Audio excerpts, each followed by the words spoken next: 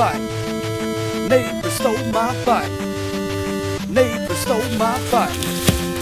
Neighbor stole my bike. Well, my neighbor stole my bike. And I got it back, obviously, but not without some trouble. I mean, I don't even really like riding bikes, and this bike itself has broken brakes and the tire needs a new tube in it, so I wasn't really pissed when it got stolen. But anyways, before I talk about how my bike got stolen and how I got it back, here's a little backstory. So in the town where I live, there are tons of homeless people. Homeless people on every corner, and if you live in the downtown area, you'll have interactions with them on a regular basis, which is probably to be expected if you live in any urban areas. But where I live downtown, every so often, you'd get a knock on your door, and it would be from some homeless person asking for money. Excuse me, little homie, you got some money I could have?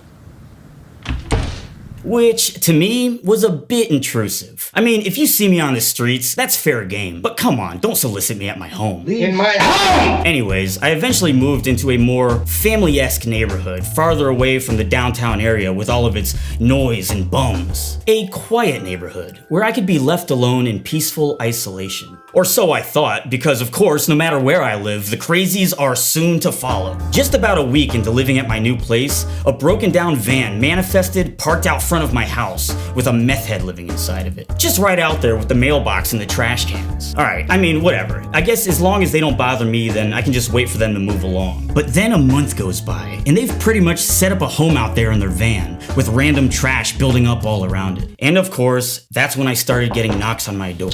Hey, I'm sorry to bother you. Do you have a cigarette I could borrow? My mom is being such a bitch right now. So it was apparently the 34-year-old drug-addicted daughter of my next door neighbor. Hey, can I use your cell phone? I just need to call my friend who needs to come and pick me up real quick. Yeah, Ricky? Yes, Ricky, I know, Ricky, would you just hurry up? Asshole. Thanks. Well, these random solicitations continued for about 2 months, and there was a growing abundance of loud screaming matches between the methed out van lady and her mother who lived next door. I mean, there was constant sketchy shit happening over there, night and day. Just to give you an idea, this is audio of some drunk guy who was trying to win back his woman who left him and was staying at my neighbor's house. Get ass! I'm going to jail, man. I'm sleeping! Going to jail. I'm calling 911. You better get out of Going to here. jail right now. Don't start swinging on me, bitch. I'm going to jail. I don't want to talk. I'm tired. I'm old and tired. I'm fucking tired. I'm fucking tired. Go get it. No, get away. Leave me alone, Kim. I just can't escape it, I guess. Well, one day as I was getting into my car to leave for the night, my next door neighbor approaches me, mother of the meth head, who, from my experience with dealing with these people, I could tell that she herself was clearly tweaked out on drugs. So hey, my car broke down and I gotta get to work across town. I saw you had a bicycle in your backyard and I was just wondering if maybe I could borrow your bicycle for like a week just so I can get to work. I only need it for a few Now, days. keep in mind, I had never actually spoken to this lady before in my life, so this was already a strange interaction. Whoa, sorry ma'am. That bike doesn't even work. Yeah, I just need to borrow it for a week and then I can have it right back to you real soon. Lady, the bike is not operational. It's only for a few days. I already have the bike. I just need to borrow it for about a week just so I can get to work. Listen, I gotta go. We can talk about this when I get back. As I drove off, I replayed the conversation in my head. What was she talking about? How did she know that I had a bike in my backyard? I mean, I have a privacy fence obscuring the view. Maybe I left the gate open and she saw it? Or did she break into my backyard? And wait a minute, what did she say? I already have the bike. What? She already has my bike? Surely I misheard her. Well, the next day I got home and the first thing I did was check my backyard. And sure enough, the bike was gone. That fucking bitch. Oh man, I was pissed. This lady, my next door neighbor, is coming to my yard and stolen my bike. And it was obvious what the truth was. She said that she needed it to get to work, which of course was bullshit. Hardworking people don't steal bikes to get to work. So I knew that she most likely had pawned it at a local pawn shop. I mean, the bike wasn't even rideable, so it wasn't like I was pissed that it was gone. More so about the fact that she had come into my yard to take it. Had she also been looking in my windows to see if I had anything side worth taking as well? And really, what do? Call the cops? cops and report a $100 bicycle stolen out of my yard, the whole thing would just be petty, causing a bigger police-involved feud between my neighbor and myself. And in my experience, the last thing that you want is to escalate tensions between neighbors, especially if they're meth heads. The scary thing is, it's incredibly easy to break into a house, as I learned when I started practicing lockpicking.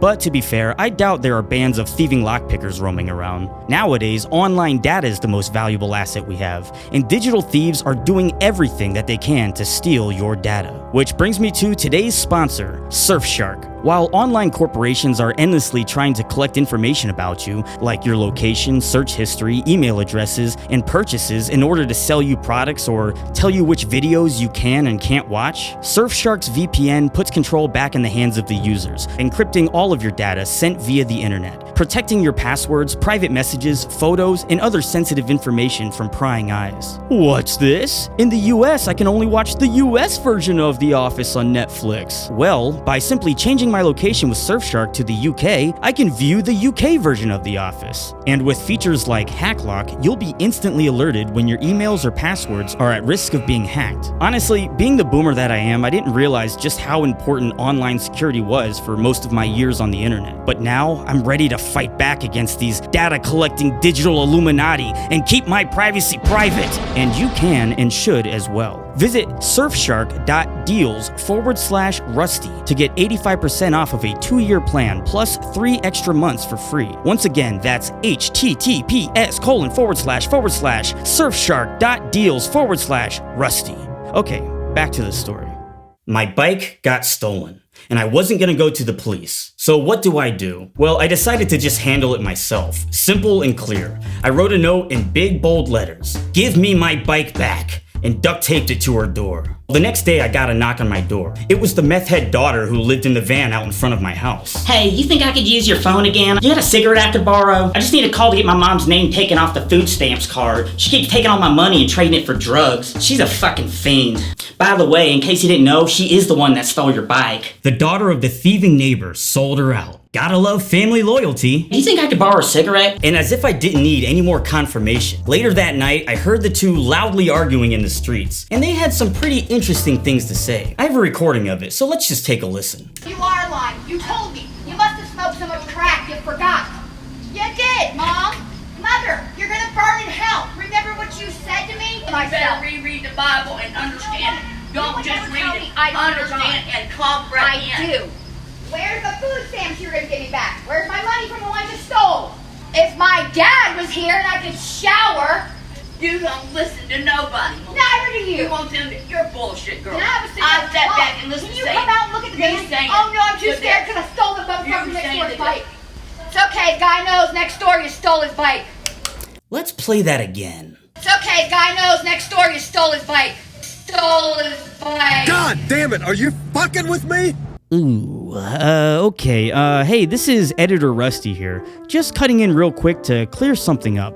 When I was watching this segment back, it occurred to me that it might actually be illegal to post these recorded clips, as it could be breaking Florida's 2-part audio surveillance consent laws. According to this site, you cannot secretly record a private conversation with another person and then disclose it. However, an oral communication is considered a communication that is made with the expectation that it would remain private and not be recorded or heard publicly. In other words, if you are having a conversation on a crowded bus, it can be recorded without your knowledge and consent because it is obviously not a private conversation. Well, since these conversations were being screamed outside and I could easily and clearly hear them from my house, I think the expectation of privacy was waived. The next day, I found a note taped to my door. This one right here, actually. Will have your bike 12:30 tomorrow. Had to work today. Well, tomorrow came and went, and the bike was not returned, so I waited another day. And then I got a knock on my door from who else but my neighbor. Hey, I'm sorry, so I'm gonna have your bike back tomorrow, I swear. I brought it into the shop to get the brakes fixed, so I just need to go and pick it up. Just bring my bike back. Okay, I'm really sorry. I'm gonna have it back real soon, I swear.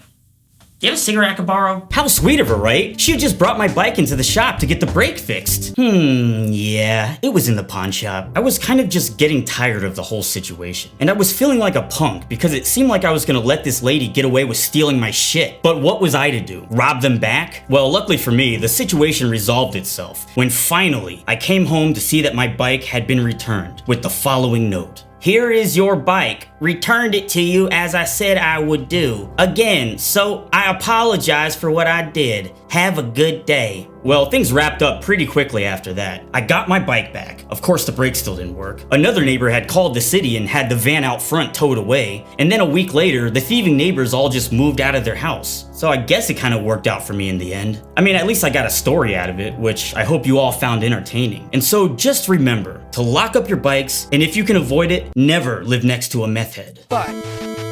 Neighbor stole my bike. Neighbor stole my bike. Neighbor stole my bike. Neighbor stole my bike.